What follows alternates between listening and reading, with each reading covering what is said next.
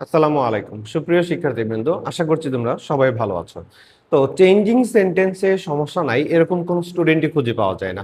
আবার সেক্ষেত্রে যদি হয় সিম্পল কম্পাউন্ড কমপ্লেক্স, তাহলে তো কথাই নাই।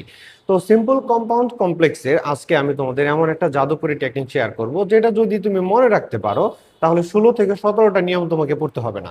অর্থাৎ 16 থেকে 17টা নিয়মের পরিবর্তে জাস্ট একটা নিয়ম পড়াবো। সেটা কি দেখো, যে কমপ্লেক্স থেকে আমরা কিভাবে কম্পাউন্ড সেন্টেন্সে রূপান্তর করব, কিভাবে কমপ্লেক্স টু কম্পাউন্ড কিভাবে করবা দেখো।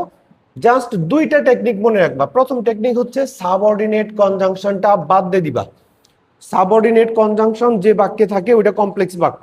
তো কমপ্লেক্স থেকে কম্পাউন্ড করার জন্য তোমার প্রথম কাজ হচ্ছে কি, সাবঅর্ডিনেট কনজাংশন বাদ দিয়ে দাও এবং তারপর কি করবা, কমা এর জায়গায় এন্ড, বাট, অর, ভেরিয়েন্ট বসাই দিবা, কাজ শেষ হয়ে গেল কম্পাউন্ড।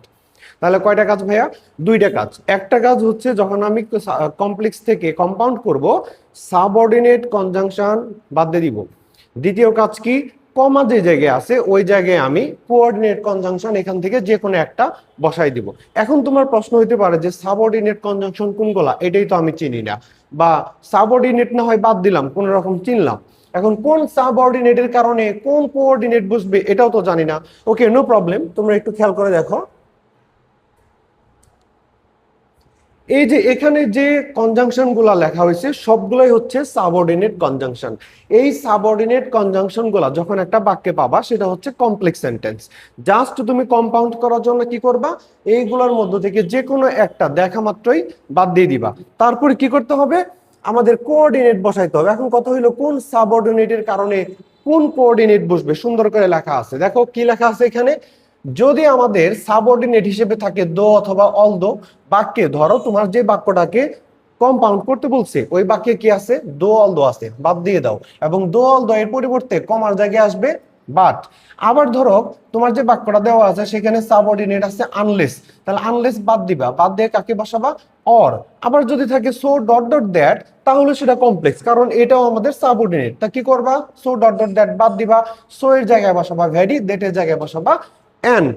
এই যে আমাদের তিনটা সাবঅর্ডিনেট কনজাংশন গেল, এই তিনটা সাবঅর্ডিনেট কনজাংশন ছাড়া আর যত ধরনের সাবঅর্ডিনেট কনজাংশন আছে ওঠাই দিয়া শুধু কমার জায়গায় তুমি বসাই দিবা এন্ড। ক্লিয়ার কিনা? যদি ক্লিয়ার হয়ে থাকে তাহলে আমরা একটু এক্সারসাইজে যাই। দেখো, যদি আমরা একটু এক্সারসাইজ করি, দো হি ওয়াজ ব্রেভ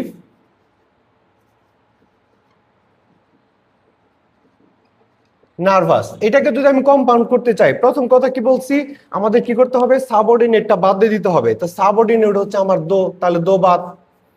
আর কি করব, কমার জায়গায় কোঅর্ডিনেট বসাইতে হবে। দো থাকলে কমার জায়গায় আমার বসে হচ্ছে বাট, তাহলে উত্তর হয়ে গেল he was brave but he was nervous. এখন যদি তোমরা এটা বুঝে থাকো তাহলে বলো তো দেখি এটা কি হবে, when he called me I met him, যখন সে আমাকে ডেকেছিল আমি তার সাথে সাক্ষাৎ করেছিলাম। এটার কম্পাউন্ড কি হবে তোমরা দ্রুত কমেন্টে জানাও। Thank you.